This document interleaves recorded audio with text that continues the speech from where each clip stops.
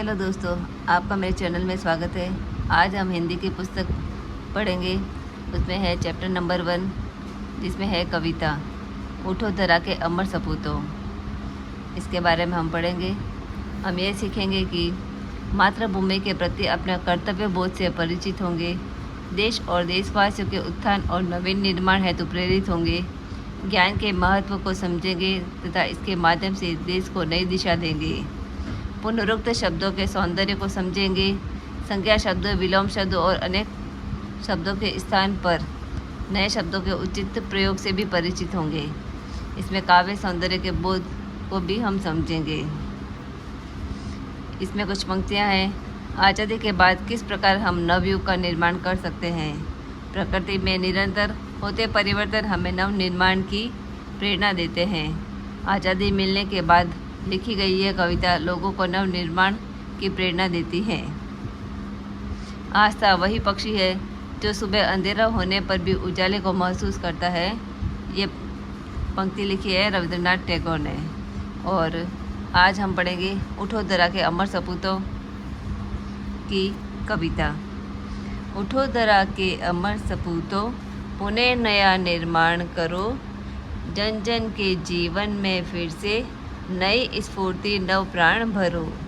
नई प्रात है, नई बात है, नई किरण है ज्योति नई, नई उमंगे, नई तरंगे, नई आस है सांस नई।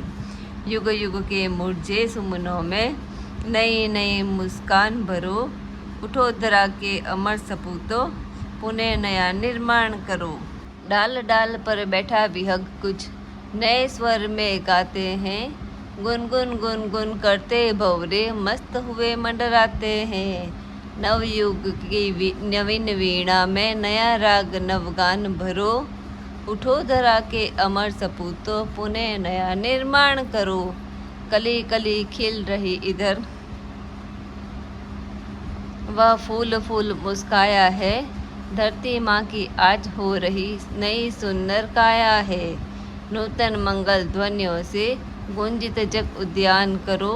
उठो धरा के अमर सपूतों, पुनः नया निर्माण करो। सरस्वती का पावन मंदिर यह संपत्ति तुम्हारी है, तुमसे है हर बालक इसका रक्षक और पुजारी है। शत शत दीपक जला के ज्ञान के नवयुग का आह्वान करो। उठो धरा के अमर सपूतों, पुनः नया निर्माण करो। इस कविता के लेखक है द्वारिका प्रसाद महेश्वरी। ये है लेखक द्वारिका प्रसाद महेश्वरी। इनका कवि परिचय पढ़ लेते हैं। द्वारिका प्रसाद महेश्वरी का जन्म 1 दिसंबर 1916 को रोहता, आगरा में हुआ। इन्होंने 6 काव्य संग्रह, 2 खंड काव्य, 26 बाल साहित्य की पुस्तकें तथा 3 कथा संग्रह और 5 पुस्तकें नव साक्षरों के लिए तथा 3 शिक्षा पुस्तकें ग्रंथावली 3 भागों में लिखी।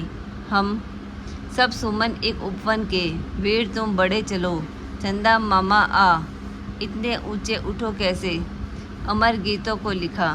श्री द्वारिका प्रसाद माहेश्वरी का 29 अगस्त 1998 को देवसान हो गया।